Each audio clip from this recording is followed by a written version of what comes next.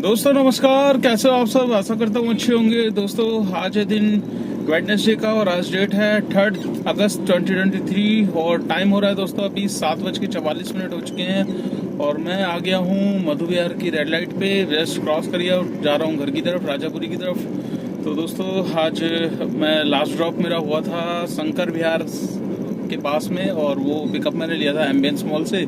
तो शंकर विहार ड्रॉप करने के बाद उबर की एप्लीकेशन कंटिन्यू अभी तक ऑन थी। गो होम की डेस्टिनेशन लगी थी, कोई राइड नहीं है। ठीक है, मतलब ये लगा लो 45 मिनट का पूरा राजापुरी तक का डिस्टेंस था, वो पूरा कवर कर लिया। 45 मिनट से 1 घंटे के अंदर अंदर कोई बुकिंग नहीं आई है।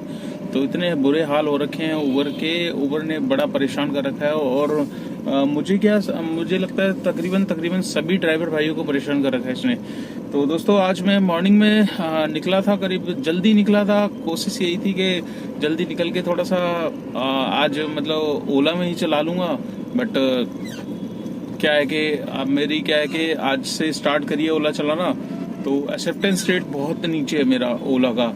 तो जिसकी वजह से मुझे बुकिंग्स आना बहुत कम हो रही थी। तो इसकी वजह से मतलब मुझे मजबूरन में क्या है कि देखिए रोड पे रहते हैं तो काम तो करना ही है, तो किसी में भी बुकिंग आ जाए। तो कोशिश यही करी थी कि सोचा था कि आज पूरे दिन ओला चलाऊंगा, बट ओला चला नहीं पाया और उबर में भी राइड्स करी। ठीक है, उबर में बड़ी किस्तों में मिली है, 1-1 घंटे के गैप में राइडें करी है। तो जो भी करी है वो मैं आपको बताऊंगा। और आज पहली ट्रिप मेरे पास आई थी दोस्तों, मतलब इधर की, एक सेकंड में जरा ट्रैफिक। तो दोस्तों पहली बुकिंग मेरे पास आई थी आपकी इधर बीकाजी कामा प्लेस की साइड की, सफदरजंग एनक्लेव।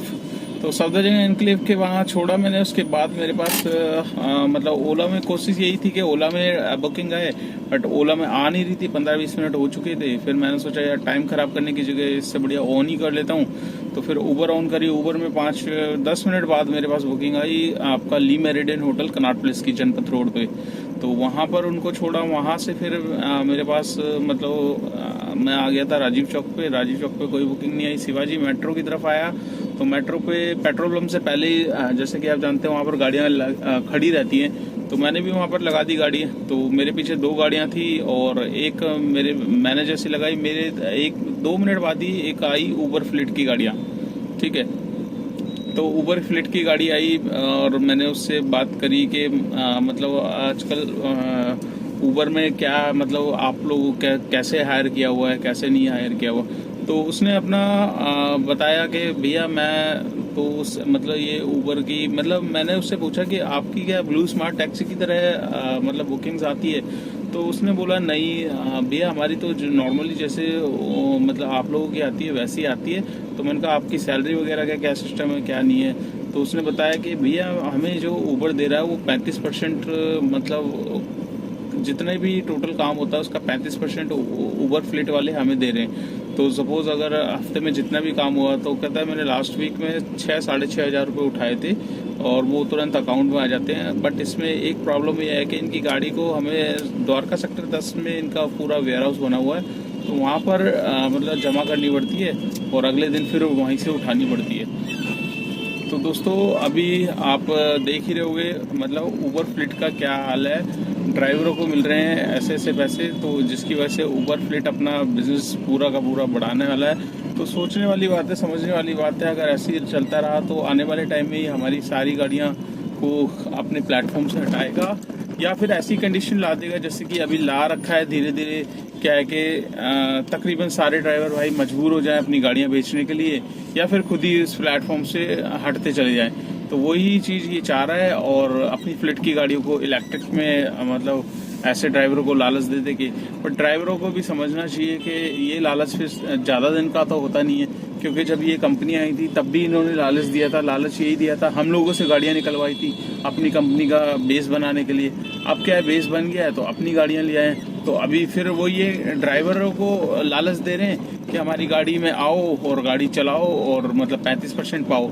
तो दोस्तों ये ज़्यादा टाइम के लिए होता नहीं है। ठीक है, उसके बाद आपको फिर वही आप गुलाम ही हो जाओगे।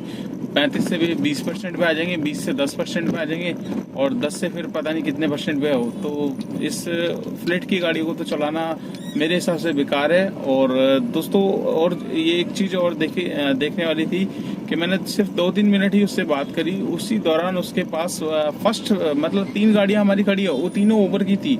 वैगनार थी, एक डिजायर थी, तो उनको बुकिंग्स नहीं आई, पहले उसी को बुकिंग आई। और उससे काम मैंने पूछा था, तो काम उसने बताया 9:30 बजे तक उसका 800 रुपये का काम हो चुका था। 7 बजे निकला था वो, तो 7 बजे निकला और 9:30 बजे तक उसका 800 रुपये का काम तकरीबन हो गया था। तो अब आप अंदाज़ा लगा सकते हैं। और पहली बुकिंग उसको वहाँ से उबर फ्लीट की मिली, जो कि मैंने आपको शॉर्ट्स वीडियो में भी दिखाया था। मतलब कि आप देख सकते हैं शॉर्ट्स, अगर आपने नहीं देखा तो आप एक बार जाके देख लीजिए। मेरी शॉर्ट्स वीडियो में वो वीडियो मैंने डाली हुई है। तो इस तरीके से दोस्तों उबर कर रहा है हमारे साथ। तो वहाँ से फिर मेरे पास आ गई थी बुकिंग आपका रानी बाग की। तो उबर में ही आ गई थी रानी बाग की, और रानी बाग मैंने ड्रॉप किया। रानी बाग के बाद मेरे पास आ गई थी राजा गार्डन की। राजा गार्डन के बाद फिर उबर में बिल्कुल बुकिंग नहीं आई। फिर मैंने ओला ऑन करी, तो ओला में मेरे पास आ गई थी वसंत कुंज की बुकिंग। तो वसंत कुंज में नर्मदा अपार्टमेंट के पास में, फ्लाईओवर के पास में जो अपार्टमेंट है, मेट्रो का काम चल रहा है, तो वहाँ पर मैंने ड्रॉप किया नर्मदा अपार्टमेंट के पास। फिर उसके बाद मैं आ गया था वसंत कुंज एम्बियंस मॉल के पीछे। वहाँ से मैंने सीएनजी बढ़वाई। सीएनजी मतलब 365 रुपये तक की सीएनजी मेरी तकरीबन आई थी, और पेट्रोल ख़त्म हो गया था, तो 1000 रुपये का पेट्रोल गाड़ी में डलवाया।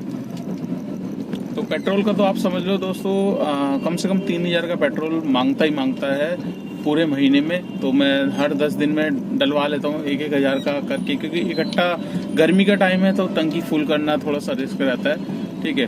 और इसी वजह से मैं मतलब कम ही डलवाता हूँ। तो वहाँ से मैं मतलब वहाँ से पहुँच गया था खाली मॉल्स वगैरह से बुकिंग आ नहीं रही थी, तो वसंत विहार की तरफ पहुँचा। वसंत विहार से फिर मेरे पास वहाँ से बुकिंग, 1 मिनट यार ट्रैफिक हो रहा है, तो शाम के टाइम बहुत ज़्यादा ट्रैफिक लगने लगता है। तो वहाँ से मेरे पास आ गई थी ओला में बुकिंग। ओला में मतलब ऑन तो दोनों ही रहती है, जिसमें बुकिंग आ जाए उसी में काम करना है। तो ओला की बुकिंग में सुल्तानपुर पहुँच गया था, सुल्तानपुर मेट्रो स्टेशन के बाद फिर मैं वहाँ से आया ILBS हॉस्पिटल, क्योंकि वहाँ भी सुल्तानपुर ये चदरपुर साइड कोई बुकिंग नहीं आ रही थी, ना ही उबर में आ रही, ना ओला में आ रही थी। तो फिर वहाँ से मेरे पास आ गई थी आपका, वहाँ से मेरे पास आई थी उबर में बुकिंग। तो उबर में मेरे पास आ गई थी इधर की, क्या कहते हैं आपका, मालवीय नगर की, बेगमपुर की। तो मालवीय नगर छोड़ा, मालवीय नगर के बाद फिर मेरे पास आ गई थी इधर की, क्या कहते हैं आपका, पीछे बंदा हॉर्न देता है ना, तो बड़ी पहले इसको साइड दे दे, ये बंदा ज़्यादा जल्दी में है।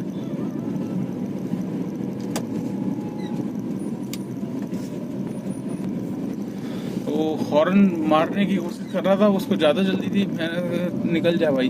तो दोस्तों वहाँ से मेरे पास आ गई थी मालवीय नगर से सीधा ओखला फेज़ 1 की बुकिंग। ओखला छोड़ा, ओखला के बाद फिर मेरे पास आ गई थी सीधा आपका इधर की GK2 से फिर पहुंचा मैं इधर, क्या कहते हैं, वहीं से GK2 साइड से तो आई नहीं थी, मैं डिफेंस कॉलोनी तक आया।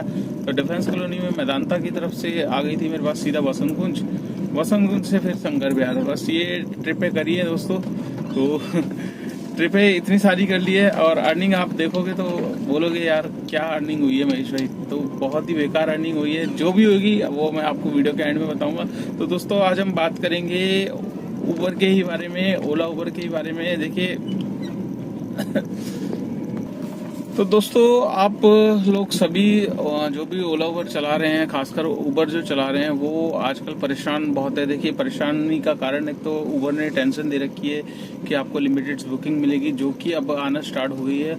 और आजकल 2-3 दिन से काम बहुत ज़्यादा डाउन हो रखा है। डाउन होने का कारण देखिए, एक तो ये लिमिटेड बुकिंग्स का है, ऊपर से उबर की फ्लिट्स की गाड़ियाँ जो चल रही है इलेक्ट्रिक वाली वो है, और तीसरा दोस्तों एक जो मतलब कारण है काम होने का, उसका रीज़न मैं आज मतलब पूरा पता किया क्या है रीज़न, बुकिंग क्यों नहीं आ रही हमारे पास।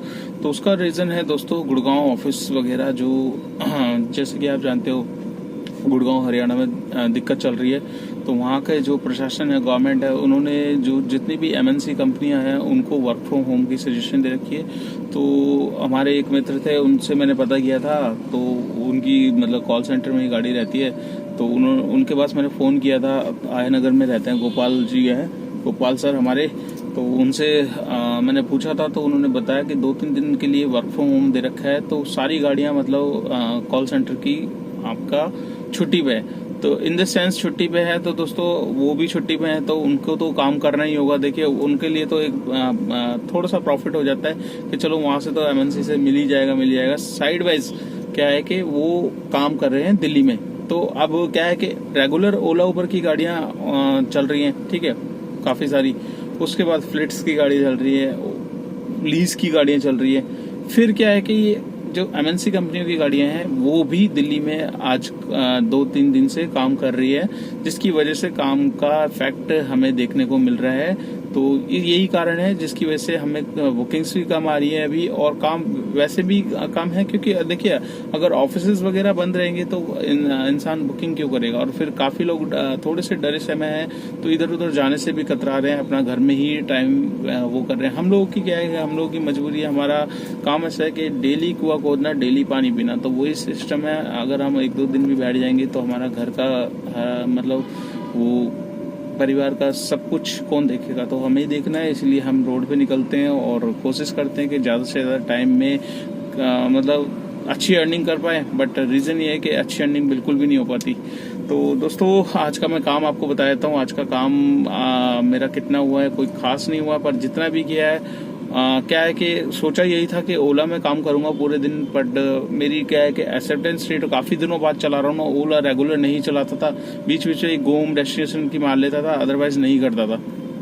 तो अब स्टार्ट कर रहा हूँ, धीरे धीरे प्लेटफॉर्म पे ला रहा हूँ। आज बुकिंग्स करिए, 3-4 बुकिंग करिए ओला में, तो जितना काम होता है वो मैं आपको दिखाया था। यहाँ पर आप देख सकते हैं 968 रुपये का मेरा ऊबर का काम है और 641 रुपये का मेरा ओला का काम है। तो 968 प्लस 641 आप समझ लीजिए 1600 रुपये का मेरा आज का काम है। 1600 रुपये में मेरी 365 रुपये की CNG मैंने डलवाई थी, और कल जो डलवाई थी मैंने 460 रुपये की। तो 460 में मेरी खर्च हुई, मतलब टोटल जो CNG पड़ गई थी 800 रुपये की आप मान के चलिए। 800 रुपये में मेरे पास अभी 2 पॉइंट पड़े हुए हैं CNG के, तो 2 पॉइंट ये कितना चल जाएंगे, ये 2 पॉइंट मुश्किल से आपका 80 या 100 किलोमीटर चलेंगे AC पे, या फिर 70 पे भी वो हो सकता है, डिपेंड करता है ट्रैफिक पे। तो तकरीबन आप समझ लीजिए 200 रुपये तक की CNG मेरे पास है।